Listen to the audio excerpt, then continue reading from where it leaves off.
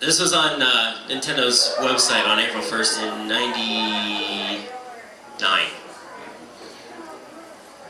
They're like, yeah, there's like 3 ways to do it. What are you guys doing? They're like, all you gotta do is get 999 rupees and buy it from the Deku shop. It's like, right, Nintendo, okay. Yeah, exactly. It's like, every time I go in there, it's like, I can't believe I missed that. Why would you pay the money when you can get it for free? Just blah, blah, blah, blah. Yeah.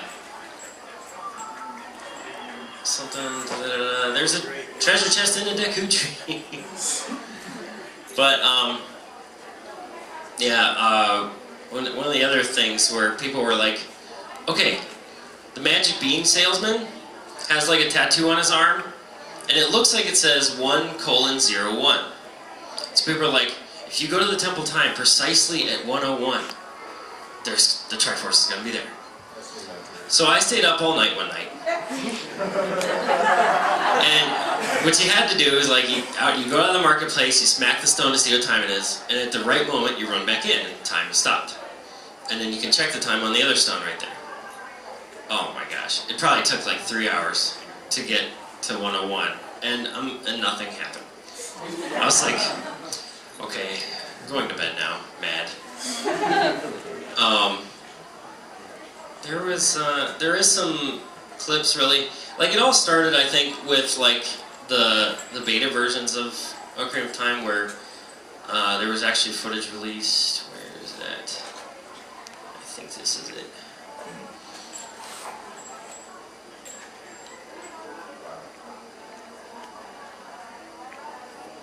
There it is. He's like, okay, I'm done. Yeah. Now, it's going to take probably 15 minutes for this one video, but I might save it for a little bit later. It's slightly long. Has anybody seen the retrospective that Game Trailers did? Yes. Just a few of you? Okay. Usually the other cons that I do Zelda panel at, like, half the crowd is seeing, so like I'm kind of happy that I get to share this with you guys. It's basically like it's a 6-part video thing where they do a summary of every game, but it came out in '06, so it's right before Twilight Princess came out, and so they don't have added in like Twilight Princess and Phantom Hourglass and obviously Spirit Tracks, but they pretty much place where they think they should go. I pretty much believe in this video. Now, with Twilight Princess and Spirit Tracks, I think it's a little shaky, but yeah. I'm gonna let this play. I hope you guys like it. It's pretty crazy.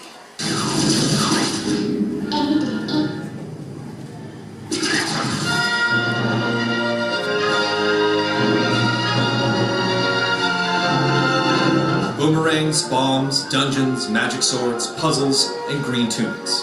Welcome to The Legend of Zelda.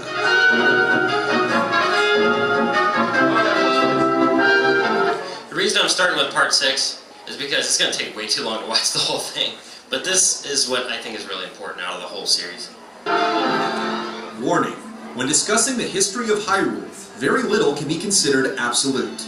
Nintendo has yet to release an actual timeline of the events that take place within each Zelda title and how they connect. The following segment is our theory of how each game fits into Nintendo's grand scheme, if there even is one. We're not saying that this is the absolute answer, but our findings will hopefully open up a few ideas about Hyrule's past you may have never thought of before. Hyrule was created by 3 goddesses, Din, Nehru, and Forward. Once they created the fantasy world, they left it. All that remained in their wake was the Triforce, and the void that was created in the spot where they crossed dimensions. This became known as the Sacred Realm, or Golden Land to the inhabitants of Hyrule. All of this is told during a cutscene that plays partway through the Ocarina of Time. Several sages emerged out of the Hylian people. They constructed numerous temples, including the Temple of Time, and the Master Sword to protect the Triforce and the Sacred Realm. Before long, a war began amongst the races of Hyrule to find the Triforce, and it lasted for several ages.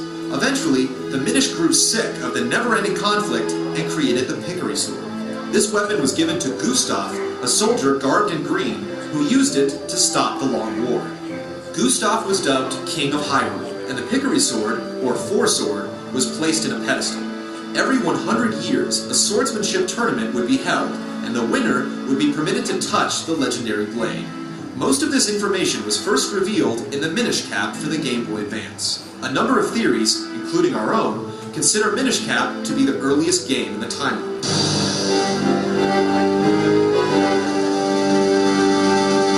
A couple of notions from the game itself support this. The opening speaks of the Pickery giving their sword to the hero of men, not the hero of time.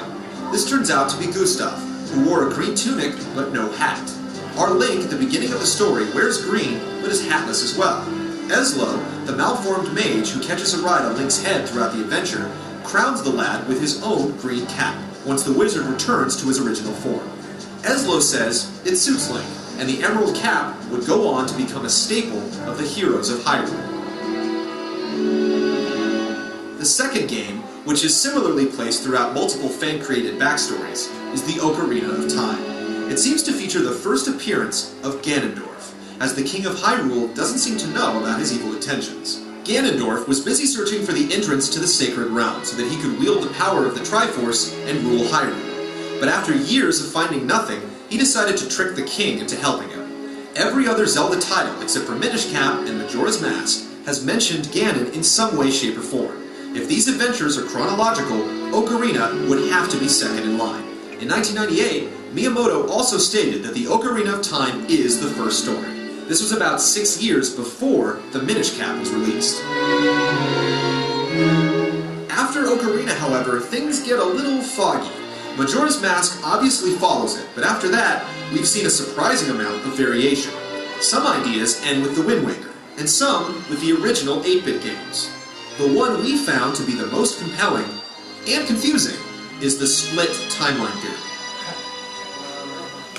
It begins to drastically shift the legend directly after Ocarina of Time. The theory argues that two different Hyrules were created at the end of that game. You defeat Ganon as adult Link and speak with adult Zelda afterwards. She wishes for Link to have a childhood, so she uses the Ocarina to send him back to before they met. This becomes Hyrule A, with Link and Zelda as children, before Ganon took over. Hyrule B is the world he left behind, where adult Zelda remained after Ganon had been defeated, and Link had been deleted. Meanwhile, in the past, young Link and young Zelda inform the king of Ganon's evil plans.